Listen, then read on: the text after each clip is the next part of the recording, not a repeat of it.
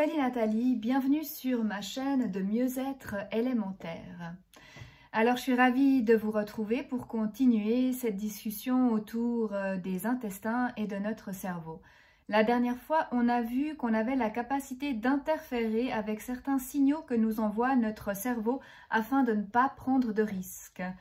Et c'est une chouette méthode pour ne pas le laisser nous piéger et rester dans l'action. Mais évidemment, si beaucoup de nos habitudes ont leur cœur à l'intérieur même de notre cerveau, tout ne se joue pas là. En effet, si notre cerveau contient un nombre impressionnant de neurones, quelque chose autour des 90 milliards, notre tube digestif n'est pas en reste avec quelque chose qui se situe entre 200 et 500 millions de neurones en fonction des sources que j'ai trouvées. C'est donc dans notre tube digestif que l'on trouve le système nerveux entérique et celui-ci a une place de choix dans la régulation des fonctions de notre organisme. Et celui-ci fonctionne de manière tout à fait autonome. On peut d'ailleurs y retrouver des hormones que l'on avait en premier lieu décelées dans le cerveau comme la sérotonine ou la dopamine. Le système nerveux entérique est en relation avec le système nerveux central à travers le nerf vague. Et à savoir, il y a plus de communications qui vont dans le sens des intestins à notre cerveau que le contraire. C'est pourquoi certains scientifiques vont jusqu'à dire que notre système digestif n'est pas notre deuxième cerveau, mais bel et bien le premier. À travers ce nerf vague, les émotions également vont circuler. Si on prend le stress, il aura un impact direct sur la muqueuse des parois intestinales. Il y aura sécrétion de sérotonine qui est un neurotransmetteur responsable de pas mal de désordres comme l'anxiété ou la dépression. La sérotonine a également une fonction importante pour réguler notre sommeil. C'est pas moins de 95% de la sérotonine qui est produite dans nos intestins et qui va ensuite agir sur notre cerveau.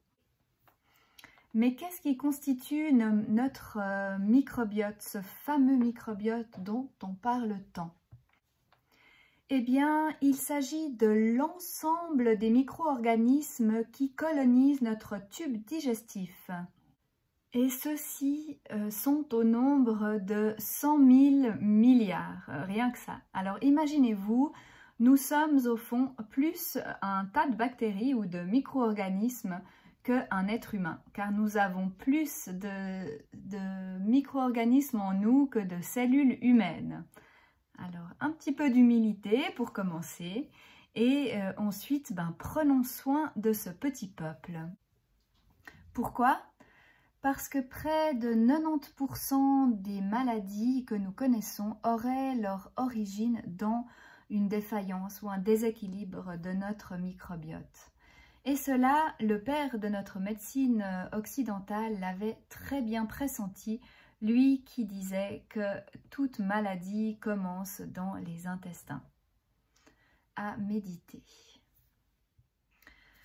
Fait important, notre microbiote se constitue dès notre naissance, notamment par le passage dans les muqueuses vaginales qui seront notre premier contact avec des micro-organismes externes et ceux-ci vont pouvoir débuter cette colonisation de notre tube digestif.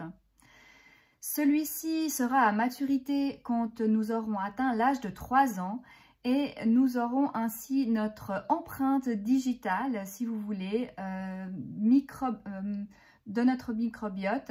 Et celle-ci ne pourra plus tellement changer.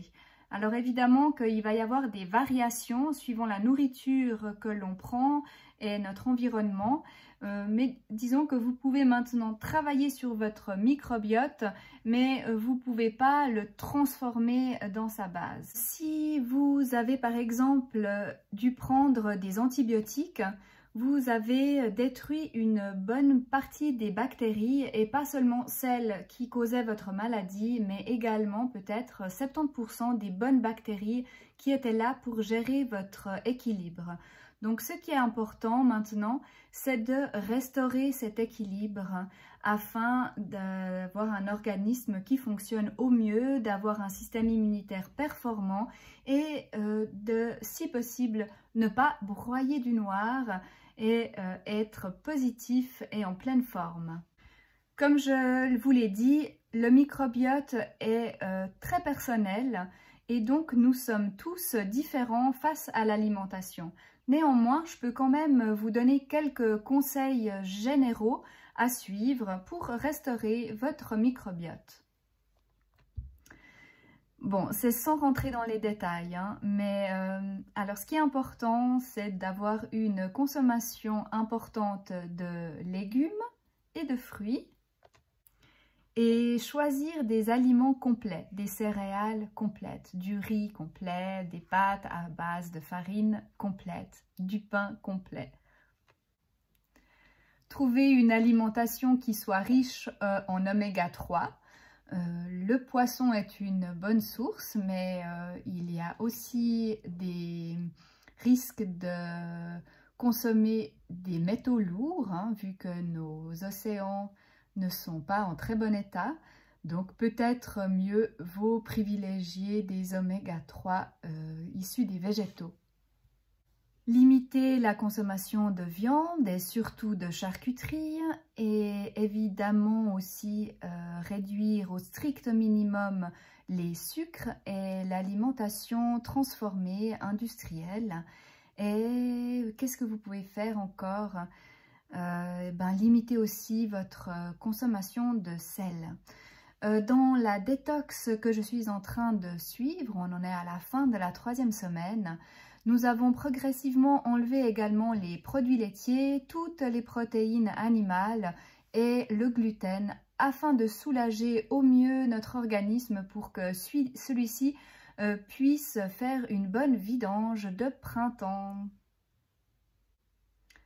Voilà, tout repose sur un équilibre et quel que soit votre âge, l'alimentation est fondamentale pour votre santé. Le concept ABC que je préconise pour cette détox est riche en micronutriments. Mais pourquoi prendre un complément en micronutriments? Notre alimentation moderne n'est-elle pas assez riche pour nous apporter tout ce dont nous avons besoin? Eh bien, souvent ce n'est effectivement pas le cas. En effet, l'alimentation actuelle peut paraître riche, mais parfois elle est vide ou quasi vide en micronutriments. Et parfois aussi, c'est notre propre organisme qui n'est pas capable de les assimiler. Ainsi, nous ne sommes pas tous égaux face aux déficits de micronutritionnels. Les plus importants sont le fer, le magnésium, le zinc, les vitamines du groupe B. Voilà celles qui me viennent à l'esprit. C'est pourquoi l'apport de micronutriments en complément peut être vraiment une aide et une ressource pour votre organisme pour l'aider à se renforcer et à retrouver un équilibre et ses pleines fonctions. Alors, cassez les préjugés si vous en avez. Et si vous n'en avez pas, eh bien prenez soin de vous, prenez le temps de prendre soin de ce petit peuple qui vit en vous, car il a une influence sur votre humeur, votre santé et votre famille.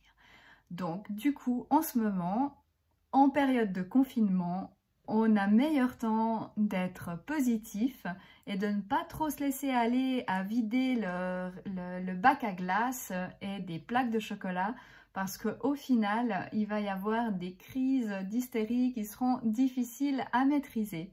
Vous avez meilleur temps de prendre le temps de mijoter des bons petits plats et surtout n'oubliez pas de le faire à basse température. Vos légumes garderont leurs vitamines si vous n'excédez pas une température de 60 à 80 degrés. Il me semble que là, il commence déjà à en perdre pas mal. Alors, à l'étouffer tout tranquillement, vous cuisez lentement et vous laissez la vapeur chargée de vitamines retomber et nourrir le fond de cuisson et vous verrez, non seulement ce sera succulent, mais vous vous ferez du bien et vous allez rééduquer vos systèmes de pensée et vos schémas et ainsi vous serez beaucoup plus fort pour affronter vos nouvelles décisions et vos changements qui, je suis sûre, ne manqueront pas après cette période de confinement. Sur ce, je vous embrasse très fort, prenez bien soin de vous et à tout bientôt pour une prochaine vidéo.